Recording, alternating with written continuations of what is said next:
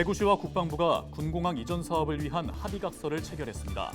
이에 따라 대구 경북의 100년 대계인 민군공항의 통합 이전과 신공항 건설 사업이 본격적인 속도를 낼 전망입니다.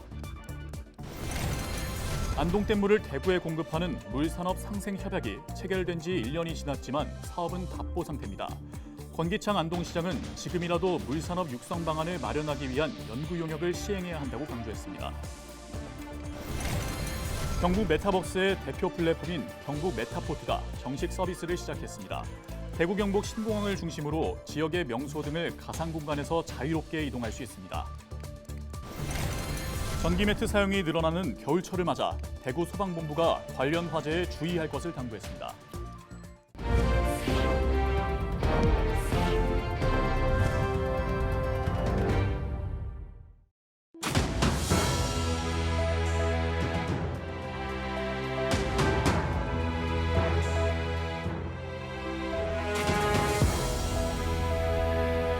시청자 여러분 안녕하십니까? 헬로티비 대구 경북 뉴스입니다.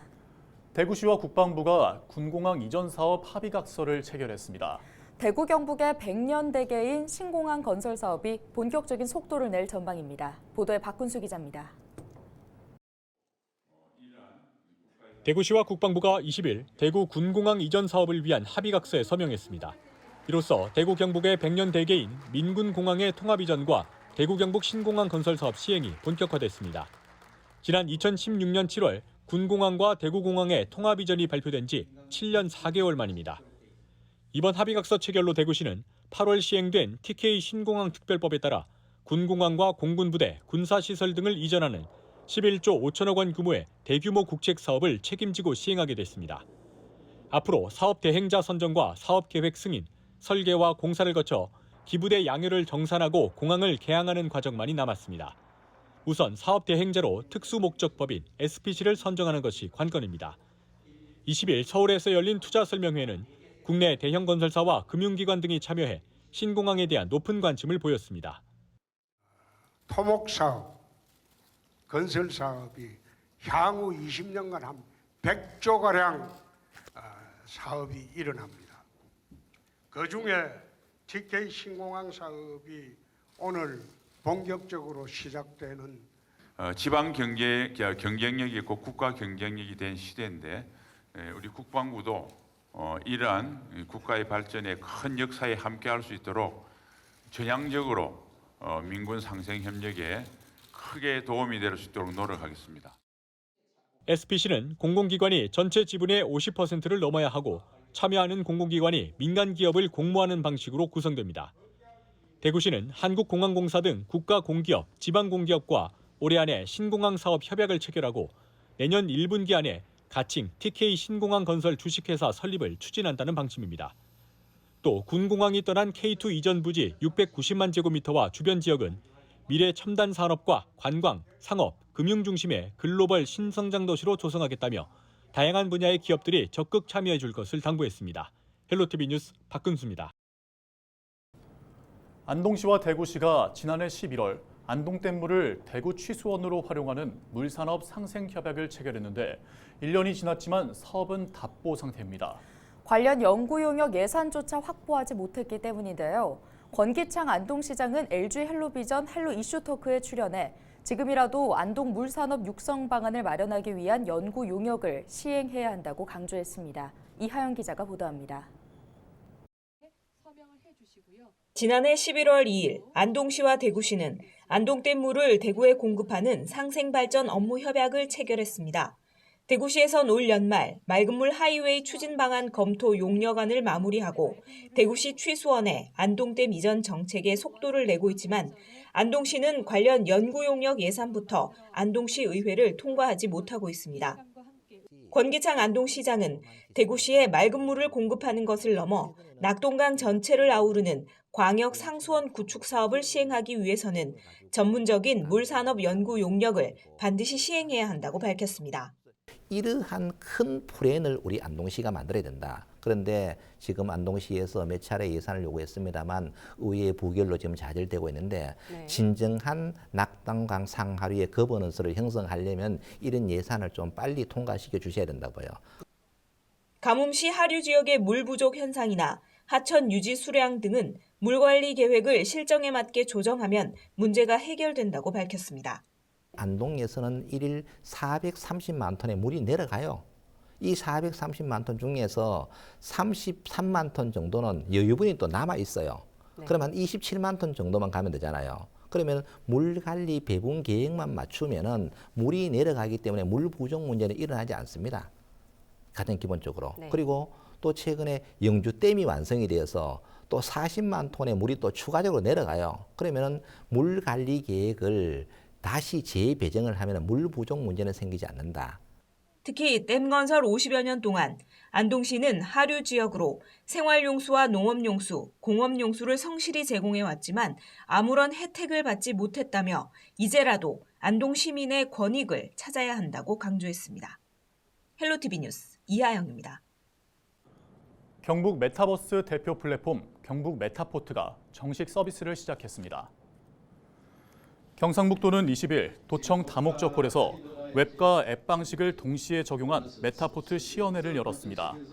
메타포트는 대구 경북 신공항을 중심으로 도청과 지역의 명소 등을 가상 공간에서 자유롭게 이동할 수 있는 메타버스 통합 플랫폼입니다. 대구 소방본부가 전기 매트 사용이 늘어나는 겨울철에는 관련 화재의 위험성도 높아지는 만큼 각별히 주의할 것을 당부했습니다. 대구 소방은 전기 매트 화재의 80%가 전기적 요인과 부주의였다며 사용자가 주의를 기울여 줄 것을 강조했습니다. 최근 5년 동안 대구에서 발생한 전기 매트 화재는 모두 49건이었습니다. 한 주간 발생한 뉴스를 재정리해보는 시간입니다. 지난 한 주 동안 대구 경북의 주요 이슈에 대해 뉴스민 이상원 기자와 함께 이야기 나눠보겠습니다. 안녕하십니까? 네, 뉴스민 이상원 기자입니다. 네, 우선 지난 한 주 동안 발생한 주요 이슈부터 정리해 주시죠. 네, 대구시가 버스와 도시철도 등 대중교통 요금 인상을 추진하고 있는데요. 지난주 열린 공청회 소식까지 살펴보고요. 지역 향토백화점, 대구백화점에 경영권 매각이 추진되고 있다는 뉴스도 전해드립니다. 대구시가 버스와 도시철도 등 대중교통의 요금 인상을 추진한다고 들었는데 얼마나 올린다는 건가요? 네, 대구시는 시내버스와 도시철도 일반 요금 기준으로 현행 1,250원에서 최소 250원, 최대 350원 인상을 추진하고 있습니다. 인상 근거는 대중교통 이용객 감소와 원가 상승에 따른 시재정 부담 가중을 내세웠습니다. 대구시는 2016년 12월 인상 이후 현재까지 코로나19와 서민가계 부담 등을 이유로 요금 조정을 보류해온 만큼 최근 서울 등 전국 지자체의 요금 인상 논의에 발맞춰 대구도 인상을 하겠다고 밝혔습니다. 대구시는 시내버스의 경우 인건비와 연료비 증가로 운송 원가가 큰 폭으로 올랐지만 회수율은 2017년 70.5%에서 올해 44.9%까지 감소할 것으로 추정했습니다. 도시철도 역시 2019년 1,396억 원의 손실이 났고 지난해 1,868억 원까지 손실이 늘었습니다. 지난주 시민공청회도 열렸다고 하던데 이게 시민 없는 시민공청회였다고요? 네, 지난 16일 목요일 오전에 달서구 대구 문화예술회관에서 대중교통 요금 조정 시민공청회가 열렸습니다. 대구시가 인상 절차에 따라 시민 의견을 듣기 위해 마련한 자리였는데요. 평일 낮에 열린 탓인지 시민들의 참여는 저조했습니다. 이 자리에서 대구시는 인상요금 산정 용역 결과를 공개했고 전문가 토론도 진행했습니다.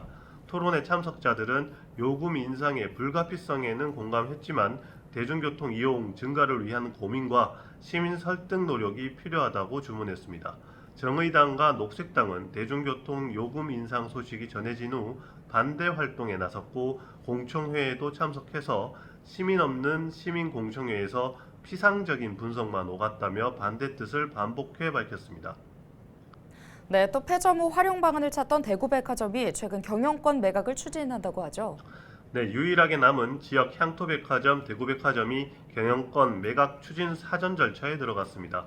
지난 10일 대구백화점은 전자공시를 통해 매각 주관사에서 예비 후보자들 선정해 실사를 개시했다면서도 구체적으로 결정되거나 확정된 건 없다고 설명했습니다. 언론을 통해 알려진 유력 매입 후보자는 차바이오 그룹입니다. 대형 헬스케어 기업인 차바이오 그룹이 대백 경영권을 매입해 본점 부지에 복합 의료센터나 도시명 실버타운을 조성하려고 한다는 구체적 보도도 나온 상태입니다. 하지만 차바이오 그룹은 15일 공지를 통해 대백 인수와는 관련이 없다는 입장을 밝힌 상태입니다. 네, 오늘 주간 이슈 점검은 여기까지 듣겠습니다. 이상원 뉴스민 기자였습니다. 고맙습니다. 네, 감사합니다.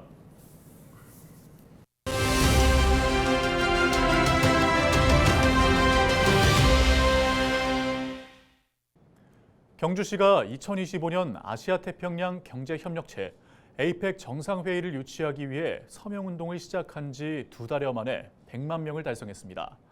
지난 17일 경주 화백 컨벤션 센터에서 100만 명 서명 달성 기념 행사를 열기도 했는데요. 김준용 경주시 APEC 정상회의 경주유치 기획팀장 연결해 자세한 얘기 나누겠습니다. 네, 우선 APEC 정상회의의 경주유치 추진 배경은 어떻게 됩니까? 우선 경상북도와 경주시의 세계화 전략의 일환이라고 말할 수 있는데요. APEC은 우리나라뿐만 아니라 미국, 중국, 일본, 러시아, 캐나다, 호주, 동남아 주요 국가 등 21개국이 참여하는 아시아 태평양 경제협력체로 전 세계 GDP의 62%를 차지할 정도로 막대한 영향력을 가지고 있습니다. 세계 주요 언론과 매스컴이 개최국과 개최도시를 집중 조명할 것으로 예상되는데요. 대한민국의 긍정적인 이미지와 함께 개최도시의 국제적 역량과 인지도를 높일 중요한 기회가 될 것입니다. 더불어 정상회의 개최를 위한 각종 인프라 개선은 시민의 삶의 질을 높이고 경주 화백 컨벤션 센터와 고문 관광단지를 중심으로 명실상부한 국제회의 도시로서의 면모를 갖추게 될 것입니다. 또한 각종 경제 관련 세일즈와 회의를 통해서 지역 경제가 한 단계 더 도약할 수 있다는 점을 들 수 있겠습니다. APEC 정상회의 경주유치 서명운동의 성과는 어떻게 됩니까? APEC 정상회의를 유치를 하고 또 이를 성공적으로 치러내는 것이 우리가 목표한 최종 성과로 이어질 수 있겠습니다만 지난 2021년 유치 도전에 나선 이후 경주에 대해 잘 알려진 장점은 물론 잘 드러나지 않은 강점을 찾아내는 노력이 지속적으로 이루어졌다는 점이 큰 성과라 할 수 있습니다. 기존 경주가 가진 역사, 문화, 관광도시 이미지를 비록 오래되었지만 낡지 않았고 머물러 있지 않고 계속 변화하고 있다는 점. 그래서 가장 한국적이면서도 세련되고 아름다운 도시라는 점. 그리고 국제회의 도시이자 첨단 과학 산업 도시로 나아가고 있다는 점을 그 어느 때보다 적극적으로 또 대외적으로 홍보할 기회가 주어졌다는 점입니다. 이로 인해 최근 APEC 경주 유치에 대한 시도민과 국민적 염원이 불과 2달여 만에 100만 명을 돌파해 현재 120만 명이 넘는 서명 운동 결과에서 잘 드러나고 있다고 생각합니다. 네, APEC 정상회의 경주유치를 위한 향후 활동 계획은 어떻게 됩니까? 네, 지난주 17일자로 저희 유치 TF팀이 부시장님을 단장으로 하는 APEC 정상회의 경주유치 추진단으로 확대 개편되었습니다. 이는 곧 있을 정부 공모 절차에 철저히 대비하는 한편 범시민 유치 활동 지원과 대외 홍보 전략을 강화하는 등 투트랙 전략을 본격적으로 구체해 나갈 계획입니다. 또한 유치 활동에만 그치지 않고 정상회의 개최 도시에 걸맞은 사회 분위기 조성을 통해 선진 시민의식과 관광문화 정착의 터닝포인트로 활용할 계획을 갖고 있습니다.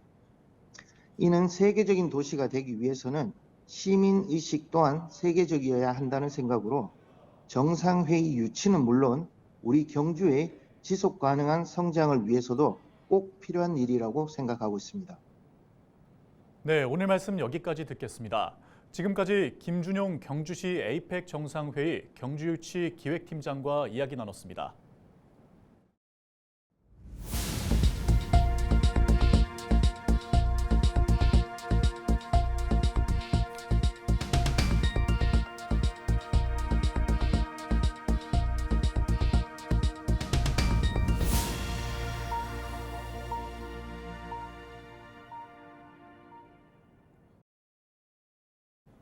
이어서 날씨 전해드립니다.